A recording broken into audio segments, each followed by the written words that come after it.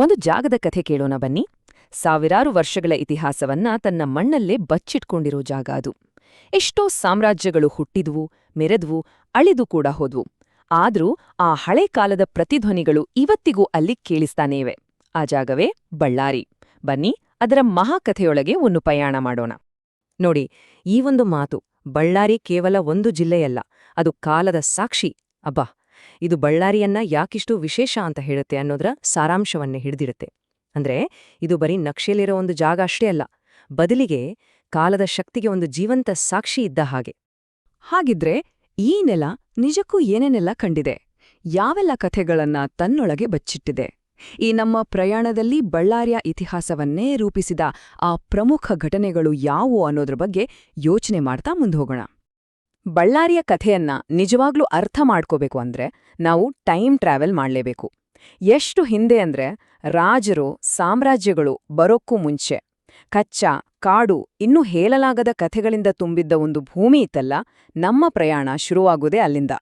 ನೋಡಿ, ಮೊದಲ ಮಾನವರು ತಮ್ಮ ಮನೆಗಳನ್ನ ಕಟ್ಟಿಕೊಂಡ ಶಿಲಾಯುಗದ ಕಾಲದಿಂದ ಹಿಡಿದು ಮುಂದೆ ಒಂದು ಹೊಸ ಆಡಳಿತ ವ್ಯವಸ್ಥೆಯನ್ನೇ ತಂದ ಮೌರ್ಯ ಸಾಮ್ರಾಜ್ಯದವರೆಗೆ, ಆಮೇಲೆ ಇವತ್ತಿಗೂ ಗಟ್ಟಿಯಾಗಿ ನಿಂತಿರೋ ಆ ಭವ್ಯವಾದ ದೇವಸ್ಥಾನಗಳನ್ನ ಕಟ್ಟಿದ್ದ ಚಾಲುಕ್ಯರು ಮತ್ತು ರಾಷ್ಟ್ರಕೂಟರವರೆಗೆ, ಹೀಗೆ ಬಳ್ಳಾರಿಯ ಆರಂಭಿಕ ಇತಿಹಾಸ ಅನ್ನೋದೇ ನಿರಂತರ ಬದಲಾವಣೆ ಮತ್ತು ವಿಕಾಸದ ಒಂದು ರೋಚಕ ಕತೆ. ಆದ್ರೆ ಕೇಳಿ, ಬಳ್ಳಾರಿಯ ಕಥೆಗೆ ಇನ್ನೊಂದು ಮುಖ ಕೂಡ ಇದೆ. ಇದು ಬರೀ ರಾಜರು, ಸಾಮ್ರಾಜ್ಯಗಳ ಕಥೆ ಮಾತ್ರ ಅಲ್ಲ, ಇದು ದೇವರುಗಳ, ವೀರರ ಕಥೆ. ಇದು ಪ್ರಪಂಚದ ಮಹಾಕಾವ್ಯಗಳಲ್ಲಿ ಒಂದಾದ ರಾಮಾಯಣದ ಜೊತೆ ಬೆಸೆದುಕೊಂಡಿರೋ ಒಂದು ಅಧ್ಯಾಯ. ಒಂದು ಕ್ಷಣ ಕಲ್ಪನೆ ಮಾಡ್ಕೊಳ್ಳಿ, ಹಂಪಿಯಂತಹ ಜಾಗದಲ್ಲಿ ನಿಂತಾಗ ಇತಿಹಾಸ ಮತ್ತು ಪುರಾಣ ಎರಡರ ಭಾರಮನ್ನು ಒಟ್ಟಿಗೆ ಅನುಭವಿಸೋಕೆ ಸಾಧ್ಯ. ಇದೇ ಜಾಗದಲ್ಲಿ ರಾಮ ಮತ್ತು ಸುಗ್ರೀವರ ಸ್ನೇಹ ಬೆಸೆದ್ಕೊಂಡಿದ್ದು, ಇಲ್ಲೇ ಹನುಮಂತನ ಅಪಾರ ಶಕ್ತಿ ಜಾಗೃತವಾಗಿದ್ದು ಅಂತ ಯೋಚನೆ ಮಾಡಿದ್ರೆ ಮೈ ರೋಮಾಂಚನ ಆಗತ್ತಲ್ವಾ? ಸೊ ಈ ಪ್ರಾಚೀನ ಮತ್ತು ಪೌರಾಣಿಕ ಅಡಿಪಾಯದ ಮೇಲೆ ಈಗ ಒಂದು ಹೊಸ ಶಕ್ತಿ ಹುಟ್ಕೊಳ್ಳುತ್ತೆ. ಎಂಥ ಶಕ್ತಿ ಅಂದ್ರೆ ಅದು ಇತಿಹಾಸದ ದಿಕ್ಕನ್ನೇ ಬದಲಿಸಿ ಶತಮಾನಗಳ ಕಾಲ ಉಳಿಯೋ ಒಂದು ಪರಂಪರೆಯನ್ನೇ ಬಿಟ್ಹೋಗುತ್ತೆ. ಒಂದು ಮಹಾನ್, ಭವ್ಯವಾದ ಶಕ್ತಿ. ವಿಜಯನಗರ ಅಂದ್ರೆ ಅದು ಬರೀ ಒಂದು ಸಾಮ್ರಾಜ್ಯ ಅಲ್ಲ, ಅದೊಂದು ನಾಗರಿಕತೆ. ಜಗತ್ತು ಕಂಡ ಅತ್ಯಂತ ಸುಂದರವಾದ ಕಲೆ, ವಾಸ್ತುಶಿಲ್ಪವನ್ನ ಸೃಷ್ಟಿ ಮಾಡಿದ ನಾಗರಿಕತೆ. ಬೇರೆ ಬೇರೆ ಸಂಸ್ಕೃತಿಗಳು, ವಿಚಾರಗಳು ಒಂದೆಡೆ ಸೇರಿದ್ದ ನಾಗರಿಕತೆ. ಹೇಗಿತ್ತು ಅಂದ್ರೆ ಒಂದು ಕಾಲದಲ್ಲಿ ಇಡೀ ಜಗತ್ತೇ ಅಸೂಯೆ ಪಡೋ ಥರ ಇತ್ತು ಆ ನಾಗರಿಕತೆ. ಜಗತ್ತನ್ನೆಲ್ಲ ಸುತ್ತಿ ಬಂದಿದ್ದ ವಿದೇಶಿ ಪ್ರವಾಸಿಗರೊಬ್ರು ಈ ಮಾತನ್ನ ಹೇಳ್ದಾಗ ಆಗ ನಿಜವಾಗ್ಲೂ ಅರ್ಥ ಆಗುತ್ತೆ ವಿಜಯನಗರ ಸಾಮ್ರಾಜ್ಯ ಎಷ್ಟು ಅದ್ಭುತವಾಗಿತ್ತು ಅಂತ. ಅದು ಬರೀ ಒಂದು ಶಕ್ತಿಶಾಲಿ ರಾಜ್ಯ ಆಗಿರ್ಲಿಲ್ಲ, ಬದಲಿಗೆ ನೋಡಿದವರ ಕಣ್ಣಲ್ಲಿ ವಿಸ್ಮಯ, ಆಶ್ಚರ್ಯವನ್ನ ಮೂಡಿಸೋಂಥ ಒಂದು ಜಾಗ ಆಗಿತ್ತು.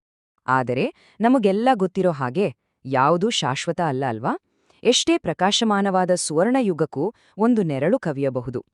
ವಿಜಯನಗರ ಸಾಮ್ರಾಜ್ಯದ ಪಾಲಿಗೆ ಆ ನೆರಳು ಬಂದಿದ್ದು ಎಲ್ಲವನ್ನೂ ಬದಲಿಸಿಬಿಡುವ ಒಂದು ಯುದ್ಧದ ರೂಪದಲ್ಲಿ. ಇತಿಹಾಸದಲ್ಲಿ ಕೆಲವು ದಿನಾಂಕಗಳು ಎಲ್ಲವನ್ನೂ ಬದಲಿಸಿಬಿಡುತ್ತವೆ. ಒಂದು ಯುಗದ ಅಂತ್ಯವನ್ನ, ಇನ್ನೊಂದರ ಆರಂಭವನ್ನ ಗುರ್ತು ಮಾಡುತ್ತವೆ. ವಿಜಯನಗರ ಸಾಮ್ರಾಜ್ಯದ ಪಾಲಿಗೆ ಆ ದಿನಾಂಕ 1565, ತಾಳಿಕೋಟೆ ಕದನ. ಅದು ಬರೀ ಒಂದು ಸೈನಿಕ ಸೋಲು ಆಗಿರ್ಲಿಲ್ಲ, ಅದೊಂದು ಸಾಂಸ್ಕೃತಿಕ ದುರಂತ. ಯೋಚನೆ ಮಾಡಿ, ಶತಮಾನಗಳ ಕಾಲ ಕಷ್ಟಪಟ್ಟು ಕಟ್ಟಿದ್ದ ಒಂದು ಇಡೀ ನಾಗರಿಕತೆ ಒಂದೇ ದಿನದಲ್ಲಿ ಮಂಡಿಯೂರಿತು. ಒಂದು ಕಾಲದಲ್ಲಿ ಜಗತ್ತೇ ಅಸೂಯೆಪಟ್ಟಿದ್ದ ಆ ನಗರ ಬರೀ ಅವಶೇಷಗಳ ರಾಶಿಯಾಯಿತು. ಒಂದು ಸುವರ್ಣ ಯುಗಕ್ಕೆ ಹಠಾತ್ ಮತ್ತು ಕ್ರೂರ ಅಂತ್ಯ ಸಿಕ್ಕಿತು. ಊಹಿಸಲು ಆಗದಷ್ಟು ಸಂಪತ್ತಿದ್ದ ನಗರ, ದಿನೇ ದಿನೇ ಬೆಳೆಯುತ್ತಿದ್ದ ರಾಜಧಾನಿ, ಒಂದು ಜಾಗತಿಕ ಶಕ್ತಿ ಕೇಂದ್ರ, ಇದೆಲ್ಲ ಒಂದೇ ದಿನದಲ್ಲಿ ಇಲ್ಲವಾಯಿತು ಅಂತ ಕಲ್ಪಿಸ್ಕೊಳ್ಳಿ. ಅದರ ಜಾಗದಲ್ಲಿ ಉಳಿದಿದ್ದು ಏನು? ಬರೀ ಅವಶೇಷಗಳು, ಮೌನ, ಪತನಗೊಂಡ ಒಂದು ಸಾಮ್ರಾಜ್ಯ ಮತ್ತೆ ತನ್ನ ಹಳವೈಭವದ ನೆನಪು ಮಾತ್ರ. ತಾಳಿಕೋಟೆ ಕದನದ ನಂತರ ಹಂಪಿಯ ಸ್ಥಿತಿ ಇದಾಗಿತ್ತು. ಕಲಿಯುಗ ಅನ್ನೋ ಪರಿಕಲ್ಪನೆ ಇದೆಯಲ್ಲ, ಅದು ಬಹಳ ಶಕ್ತಿಯುತವಾದದ್ದು. ಒಂದು ರೀತಿಯಲ್ಲಿ ನಾವೆಲ್ಲರೂ ಇದನ್ನ ಅರ್ಥ ಮಾಡ್ಕೋಬಹುದು. ಅಂದ್ರೆ ಎಷ್ಟೇ ದೊಡ್ಡ ಸೃಷ್ಟಿಗಳಾಗಿದ್ರೂ ಅವು ದುರ್ಬಲವಾಗಿರಬಹುದು, ಎಷ್ಟೇ ಶಕ್ತಿಶಾಲಿ ಸಾಮ್ರಾಜ್ಯಗಳಾದರೂ ಅವು ಬಿದ್ದೋಗ್ಬಹುದು ಅನ್ನೋ ಕಲ್ಪನೆ ಇದು.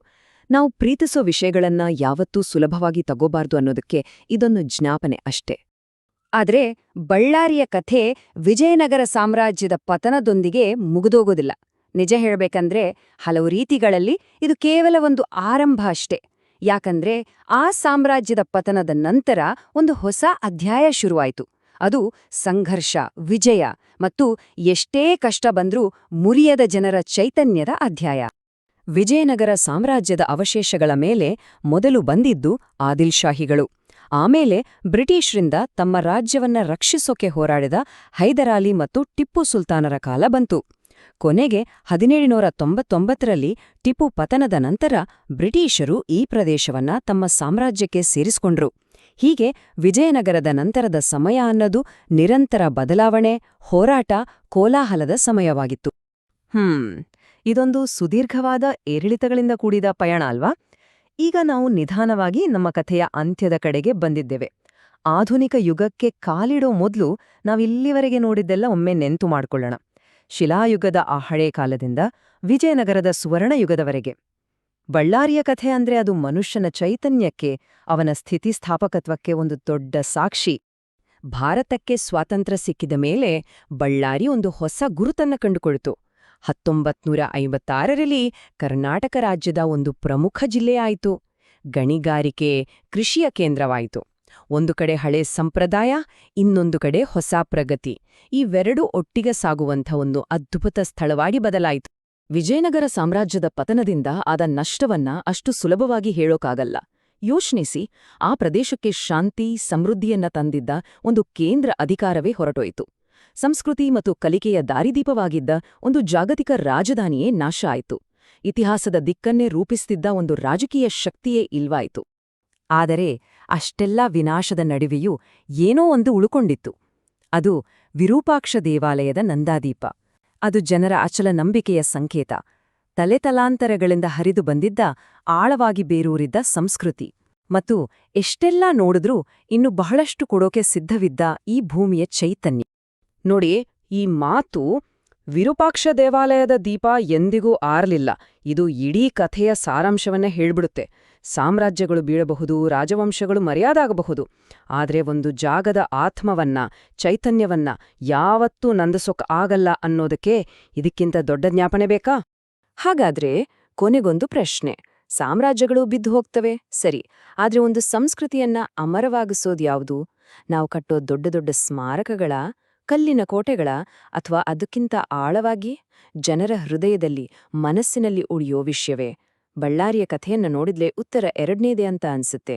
ಈ ಒಂದು ಚಿಂತನೆಯ ಜೊತೆ ಯೋಚನೆ ಮಾಡೋಣ ಬನ್ನಿ. ಜನರ ಮತ್ತು ಅವರ ನೆಲದ ನಿಜವಾದ ಪರಂಪರೆಯಂದ್ರೇನು?